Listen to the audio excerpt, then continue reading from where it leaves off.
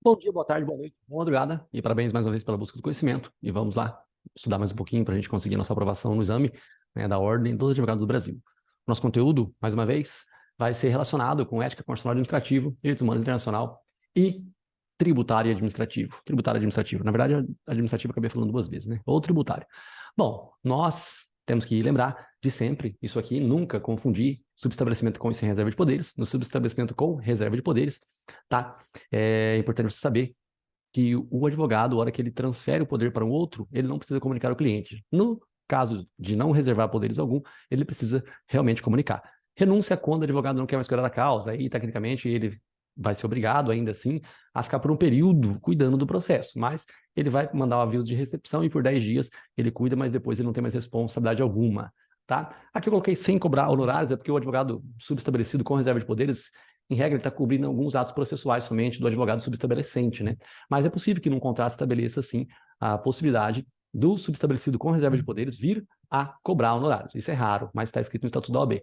Nós temos que nos recordar, tomar cuidado com as datas, né? 5 anos, para que você possa ser membro da diretoria, caso você queira, 3 anos, conselheiro federal da OAB, 5 anos também para você cobrar honorários advocatícios. Sobre as competências do Conselho Federal, Conselho Seccional e subseções, tá? É importante saber que recursos, né, que você faz, tecnicamente, de um Tribunal de Ética e Disciplina, você recorre para o próprio Conselho Seccional, assim como também de uma decisão do presidente do Conselho Seccional, você vai julgar, vai ser resolvido no próprio Conselho Seccional. Regimento interno, pessoal. Regimento interno são as regras internas. O Conselho Federal tem as suas regras internas, o Conselho Seccional tem as regras internas dele, cada um tem a sua regra interna, tá? Recursos que sobem para o Conselho Federal é possível das decisões não unânimes, tá? Ou sendo unânimes, contrariarem aqueles dispositivos específicos, né? O próprio Estatuto da Ordem dos Advogados do Brasil, Código de Ética e Disciplina, Regulamento Geral, os provimentos e também quando houver um conflito entre um conselho seccional e um outro conselho seccional, tá bem? Bom, isso aqui é bem tranquilo, né? Eu vou regressar, descer um pouco aqui, vim de trás para frente, falar um pouco de direito administrativo. E direito administrativo, pessoal, é interessante que nós saibamos, né, o que vem a ser um delegatário. O delegatário nada mais é do que aquela pessoa jurídica de direito privado que presta serviço público para a administração pública, tá bom? Então, a administração pública, quando ela presta serviço público, ela o faz por meio da administração pública direta e da indireta, mas nada impede de que ela transfira um pouco de poder para que um particular resolva, né, serviços públicos, realiza serviços públicos. São os concessionários e permissionários, tá bem? Isso acontece com os concessionários e permissionários. Interessante que esses delegatários, no caso de concessão, você faz uma forma de decorar, tem uma forma, né? Você coloca com. Concessão tem modalidade obrigatória de concorrência, existe convenção de arbitragem, existe consórcio de pessoas jurídicas de direito privado, ou seja, várias pessoas jurídicas podem concorrer com uma outra pessoa jurídica, tá bem? É interessante que nas concessões, a ideia é do princípio da modicidade tarifária. Modicidade tarifária significa que o valor da tarifa paga pelo usuário do transporte público tem que ser um valor pequeno, tá? Às vezes é difícil realmente a empresa conseguir continuar auferindo lucro com valores pequenos, então a administração pública permite que o próprio particular coloque propagandas na prestação do serviço público, tá? Isso ajuda bastante, né, a manter módico o valor da tarifa, tudo bem? Bom, gente, outra coisa interessante que nós vimos em ética é importante que nós saibamos sobre a procuração, que é interessante, ela não tem prazo mesmo após o trânsito julgado, mas é importante você mencionar alguns poderes especiais, como, por exemplo, você vai fazer uma queixa-crime contra alguém, tá? É interessante que essa procuração tem poderes especiais. E também é importante você saber, né, que no caso dessa queixa-crime, nas ações penais privadas, às vezes uma pessoa brigou com a outra, é um caso de difamação, calúnia e injúria. Então, quando alguém procura você para que você faça uma queixa-crime contra outrem, é interessante que você peça ali, né, poderes especiais. Assim como também é possível que você participe de uma reunião de um condomínio, em que um dos condôminos, aquele cliente seu, a hora que ele te contrata para que você possa ser o patrono dele, cuidar das coisas dele, ele tem que colocar uma cláusula específica na procuração, tá? A procuração é um instrumento do mandato, é uma conferência de poderes para um outro, tá? Então, você pode ir numa reunião de condomínio, não fazendo parte daquele condomínio, mas você vai representando o seu cliente, tá? Muito importante isso daí. Sobre as competências, né? Mais uma vez, competência do Conselho Federal, competência do Conselho Seccional. O Conselho Seccional, ele vai cuidar, né? Ele vai estabelecer o valor da anuidade, das vestimentas, tá? Tem outras coisas mais que é de competência do Conselho Seccional. Sobre as incompatibilidades, já vimos muitas vezes, pessoal, lembrando que mesa da Câmara do Legislativo, né? Mesa da Câmara do Legislativo é ótimo, né? As mesas do Legislativo são todos casos incompatíveis com o exercício de advocacia, assim como o Poder Executivo, tá? É importante que o Poder Legislativo, né, que você saiba, que o Poder Legislativo pode advogar sim, só não pode advogar contra ou a favor da administração pública. O que sobra, né, todo mundo pode advogar, menos contra a fazenda que venha remunerá-lo, com exceção do professor do curso de Direito, que pode advogar sem nenhum tipo de impedimento. Sobre a publicidade, você pode ter site, tudo, a logística é das informações serem sempre moderadas. Então você pode ter um site, você pode enviar mensagem, você pode ter cartão, tá? Tem foto do seu escritório, do seu rosto. Não tem, eu não sei porquê, mas não tem foto do seu rosto. Você pode ter painel luminoso, desde que não seja igual ao do McDonald's. Você pode dar entrevistas para os telejornais. Você pode, sim, ter QR Code, mas você não pode ter outdoor, bus door, car door, essas coisas você não pode ter, tá bem? Você não pode fazer igual o Better Call Saul, aquele advogado lá do Breaking Bad, que tem uma série própria, tá? Não pode aquele tipo de propaganda. Aqui nos Estados Unidos da América do Sul aqui, não pode, tá? No caso do nosso Brasil, não pode. Beleza? Em direito constitucional, interessante, né? O desmembramento de estados. O desmembramento de estado é você pegar um estado e fazer ele virar 2 estados, tá? Isso aqui é possível por meio de lei complementar. Não há necessidade de estudo de viabilidade social para verificar se a população concorda ou não com isso. Desculpa, na verdade é o seguinte, né? Existe sim um plebiscito feito para com a população, falar, população, ó, nós vamos desmembrar o Estado, ao invés de seremos 2 estados.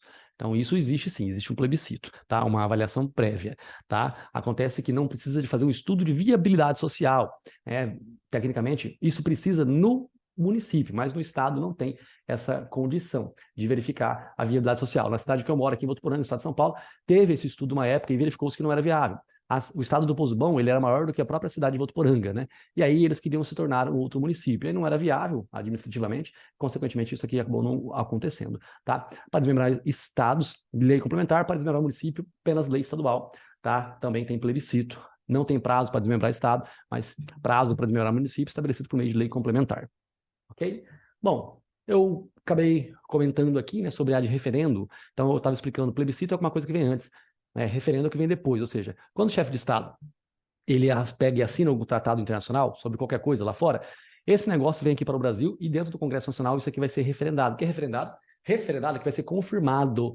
Esse A de referendo é confirmação. Só uma comparação aqui entre plebiscito e referendo. Referendo que você faz quando já existe uma coisa. Plebiscito você faz antes de existir aquela coisa. Tá bom? Igual o referendo da época lá do Estatuto do Desarmamento. Já existia o Estatuto, perguntou para a população se ela gostava ou não, se ela concordava ou não.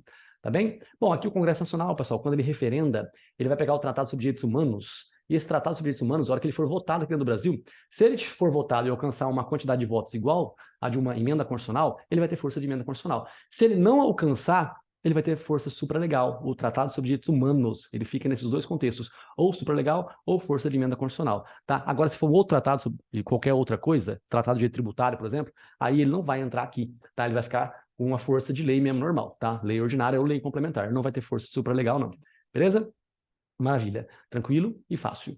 Sobre as idades para que vocês possam assumir cargos, né, na presidência da República ou qualquer outro cargo do Poder Legislativo, nós temos que respeitar aqui o 35, o 30, 21, 18.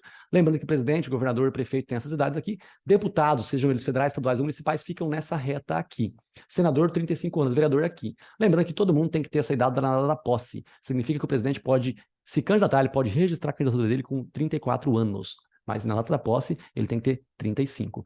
Com exceção do vereador, que tem que ter essa idade na data do registro da candidatura dele. Quando ele mostra o interesse em se candidatar, é a hora que ele registra, a hora que verifica se realmente que estão presentes os requisitos, né, para que ele possa ser eleito, né, ele é um cara elegível, aí você verifica que ele tem que ter idade nesse momento. Tudo bem? As inelegibilidades reflexas, pessoal, elas existem, e isso é impedimento que existe se você tiver um parente que já exerça um cargo no Poder Executivo. Se seu pai, né, for membro do Poder Executivo, você não pode estar aqui a primeiro grau. Né? Primeiro grau, seu pai, segundo grau, seu avô. Terceiro grau, teu tio, quarto grau, seu primo. Tá? Aí você não pode exercer um cargo debaixo da circunscrição do poder do seu pai ou do seu avô. Tá? Aí eu acabo explicando aqui, se seu pai é prefeito, você não pode ser nada nessa cidade, mas você pode ser qualquer coisa em outra cidade. Se seu pai é governador dessa cidade aqui, desse estado aqui, você pode ser qualquer coisa em outros estados, menos nesse daqui. Se seu pai é presidente, você não pode ser nada dentro do Brasil, a não ser que você e seu pai se candidataram juntos, ou seja, nenhum dos dois tinha poder ainda. O que acontece é você fazer uma analogia aqui.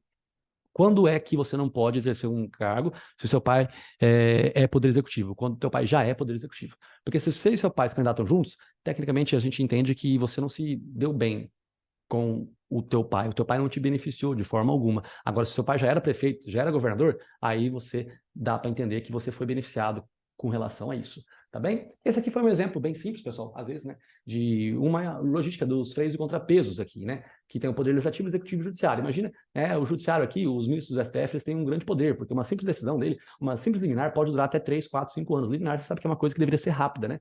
E não é. Aí teve um projeto de lei que estava dizendo que as liminares no judiciário poderiam durar no máximo 6 meses.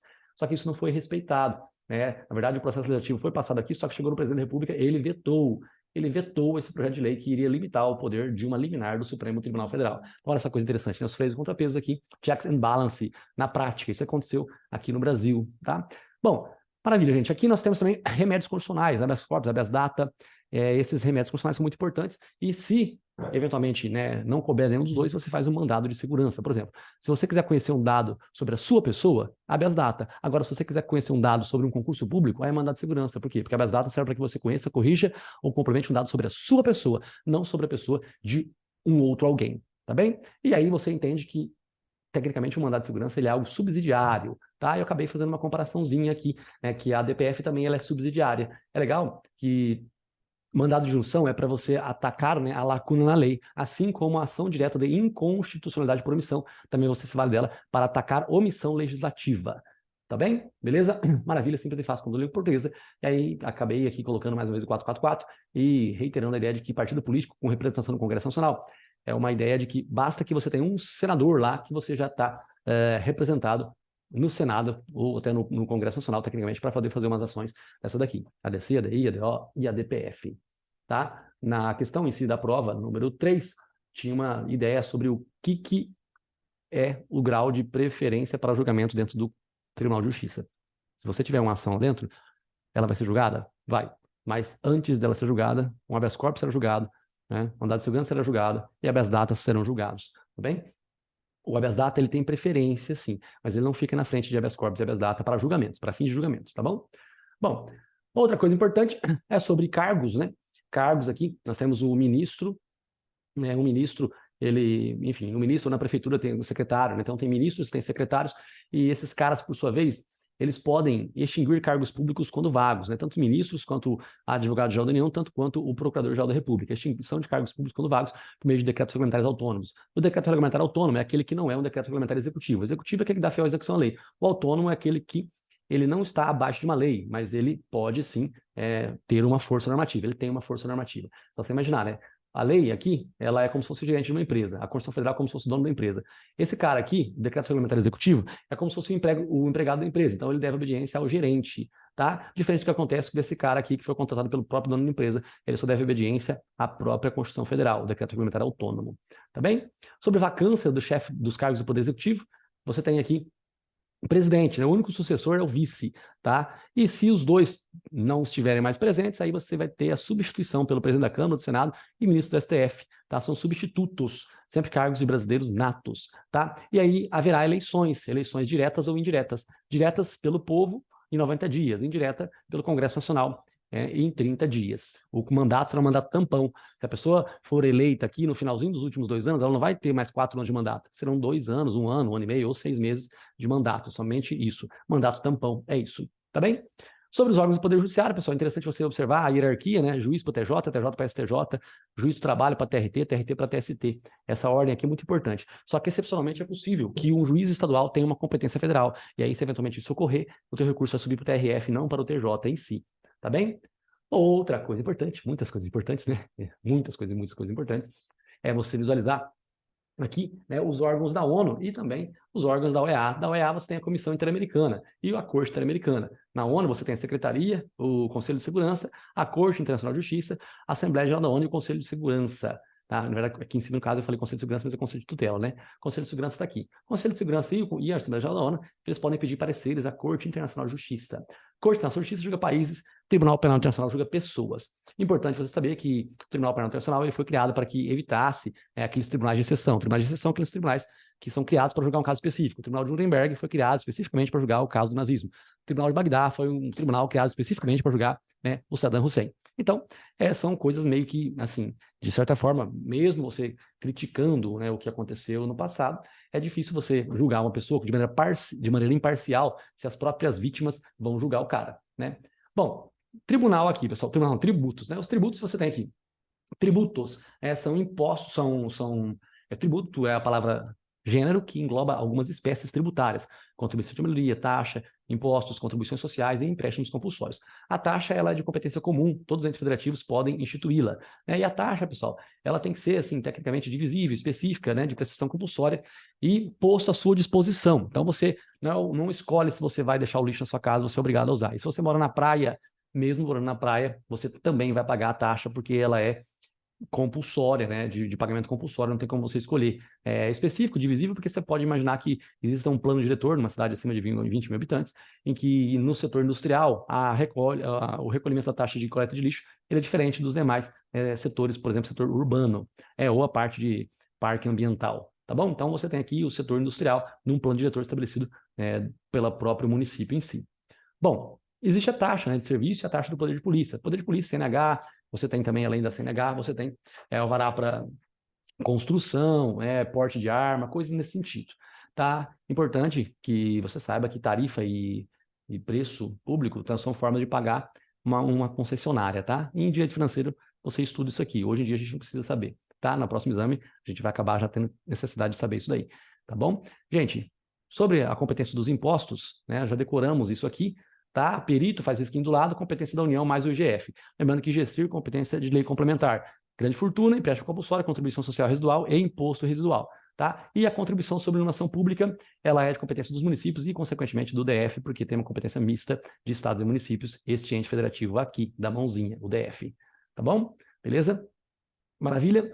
Outras coisas, né? De tributário também você verifica, às vezes você paga a maior, né? Você paga uma quantidade de imposto acima daquilo que você deveria ter pago. E aí você pode fazer uma ação de repetição de débito. Repetição de débito é você pegar de volta aquilo que você pagou a maior. Você pode receber o valor em dinheiro ou vai ter uma compensação. A lei vai estabelecer que eventuais créditos tributários que depois possam existir, né, que você esteja devendo para a administração pública, ele vai ser compensado com o valor dessa repetição de débito. É possível que isso ocorra. O prazo é de 2 ou de 5 anos. 5 anos se você não optou pela via administrativa, tá? Agora, se você optou pela via administrativa, 2 anos após a negativa do pedido na via administrativa. Aqui foi só um início de uma demonstração do que vencia ali no tempo do direito tributário, né? A formação de um imposto ou de um tributo qualquer em si. Fatiador, hipótese de incidência, obrigação tributária, se não lançar em 5 anos, decadência. Depois, né, que se há o lançamento, aí você tem a constituição do crédito tributário para que pague, né, ou peça suspensão pela tulipa demora. Tulipa demora e aí no finalzinho do URA aqui você tem o recurso administrativo, que você pode até vir a fazer, tá bom? Bom, sobre direito administrativo, nós temos aqui o ato, né? O ato administrativo tem competência, finalidade, forma, motivo e objeto. Competência, finalidade, forma, motivo e objeto. Tá? A competência, pessoal, tá estabelecida também na Constituição, a finalidade e a forma em lei, né? E aí o motivo é aquilo que vai fazer com que você trabalhe. Interditar um local que esteja com carne podre, aposentar uma senhora que está com 75 anos de idade, multar ou rebocar um carro que esteja estacionado no local equivocado. Esse é o motivo. O objeto é o verbo que vai ser utilizado em si. Inclusive, um dos verbos pode ser o quê? Pode ser revogar um processo de licitação.